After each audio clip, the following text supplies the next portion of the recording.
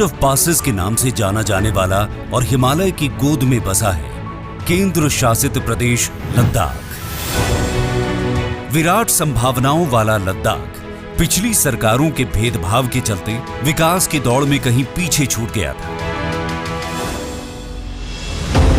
2014 के बाद से ही प्रधानमंत्री नरेंद्र मोदी के नेतृत्व में इस क्षेत्र की ओर विशेष ध्यान देते हुए जम्मू और कश्मीर राज्य के समग्र विकास के लिए 80,068 करोड़ की लागत से 63 परियोजनाओं वाले प्रधानमंत्री विकास पैकेज 2015 की घोषणा की।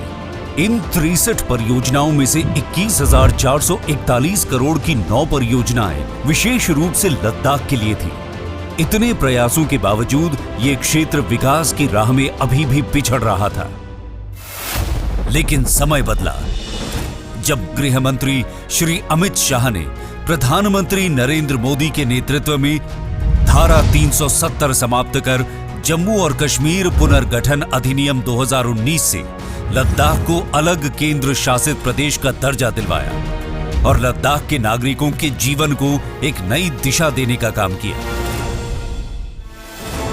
लद्दाख के चौतरफा विकास की रफ्तार में और भी तेजी लाने के लिए केंद्र सरकार ने बजट एलोकेशन में बढ़ोतरी करते हुए लद्दाख को प्रतिवर्ष 5,958 करोड़ रुपए मुहैया कराए गए हैं। लद्दाख के सभी रास्तों को आपस में जोड़ते हुए राजमार्ग, सड़कें और हेलीपैड का निर्माण किया गया है, जिससे टूरिज्म की अपार संभावनाएं बढ़ी हैं, जिससे आज रोजगार के नए साधन उपलब्ध हो रहे हैं। टूरिज्म को विशेष रूप से विकसित करते हुए 10 नए टूरिस्ट सर्किटों और पर्यटकों के साथ पर्वतारोहियों के लिए 5 नए ट्रैकिंग रूट को खोला गया है। लद्दाख क्षेत्र भारत के आवश्यक ऊर्जा संसाधनों की पूर्ति करने में सक्षम होने के बावजूद यहां बिजली की बड़ी समस्या थी और इसीलिए विद्युत ट्रांसमिशन लाइनों को मंजूरी दी गई है, जिसमें ट्रांसमिशन लाइन, मिनी हाइड्रो परियोजना, सौर ऊर्जा परियोजना, पन बिजली परियोजना, भारत की सबसे बड़ी 7,500 मेगावाट क्षमता वाली सौर बिजली परियोजना शामिल है।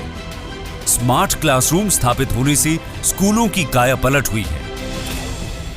इसके अलावा लद्दाख वासियों की विश्वविद्यालय की वर्षों पुरानी मांग को भी पूरा करते हुए केंद्रीय विश्वविद्यालय की स्थापना को भी मंजूरी दी गई है। इससे लद्दाख के शैक्षणिक ढांचे को मजबूती मिलेगी। लद्दाख के लोगों की स्वास्थ्य की चिंता करते हुए स्वास्थ्य के क्षेत्र में नए कीर्तिमान रचे हैं, जिसमें कारगिल और लेह में न सिर्फ नए अस्पतालों का निर्माण हुआ, बल्कि बाल चिकित्सा आईसीयू, वयस्क आईसीयू वार्ड, ऑक्सीजन युक्त बिस्तरों की सुविधा भी उपलब्ध कराई गई है। लद्दाख के संपूर्ण विकास के लिए सिडको की स्थापना की गई है। साथ ही लेह में 1,000 मैट्रिक टन कोल्ड स्टोरेज का निर्माण और लद्दाख ग्रीन हाउस परियोजना की शुरुआत की गई है।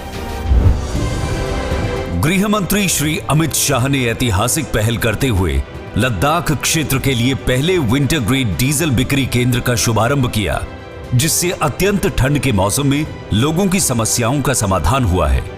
2019 के बाद से लद्दाख अपने आने वाले भविष्य की एक मजबूत नींव रख रहा है और एक ऐसे क्षेत्र का निर्माण कर रहा है जो आने वाले दिनों में विश्व पटल पर अपनी एक नई पहचान के साथ युगों युगों तक चमक बिखेरता रहेगा।